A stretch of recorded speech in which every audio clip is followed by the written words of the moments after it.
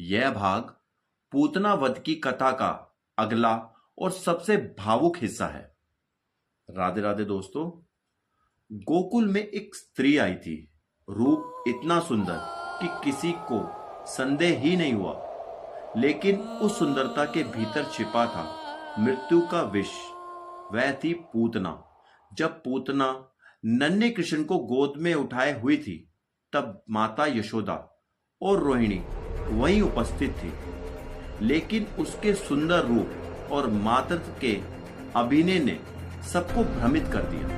किसी को क्या पता था कि जो स्त्री बालक को गोद में लेकर स्नेह दिखा रही है, वह उसके प्राण लेने आई है।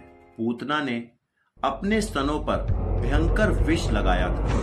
उसकी योजना स्पष्ट थी। जैसे ही बालक कृष्ण दूध पिएगा, उसी क्षण उसका अंत हो जाएगा।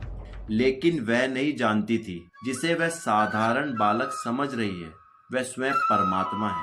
जैसे ही पूतना ने कृष्ण को स्तनपान कराया, श्री कृष्ण ने केवल दूध ही नहीं पिया, उन्होंने उसके प्राण भी खींचने शुरू कर दिए। यह केवल वध नहीं था, यह न्याय था, क्योंकि कृष्ण जानते थे पूतना हत्या के भाव से आई थी, लेकिन आई तो मां बनकर ही थी, और भगवान भाव को पहचानते हैं। पूतना पीड़ा से तड़प उठी। वह जोर जोर से चिल्लाने लगी, मुझे छोड़ दो, मुझे छोड़ दो। उसकी चीख से पृथ्वी, आकाश और दिशाएं कांप उठी।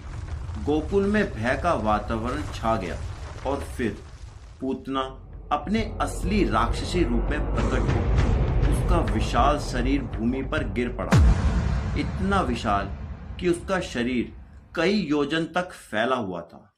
उसकी आंखें गुफाओं जैसी, दांत पर्वतों जैसे, और शरीर इतना भयानक कि देखकर सब भयभीत हो उठे।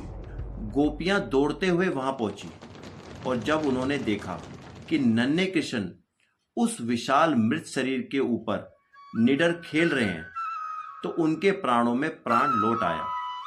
माता यशोदा ने तुरंत कृष्ण को अपनी गोद में उठा लिया, उन्हें गले लगाया और उनकी रक्षा के लिए वैदिक मंत्रों तथा शुभ संस्कारों से शुद्धि की।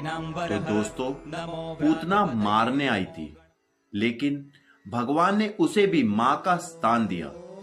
यही श्री कृष्ण है। अधर्म का अंत करते हैं, पर एक छोटे से भाव का भी सम्मान करते हैं। इसलिए कहा गया है, भगवान दंड देने में भी करुणा नहीं छोड़ते।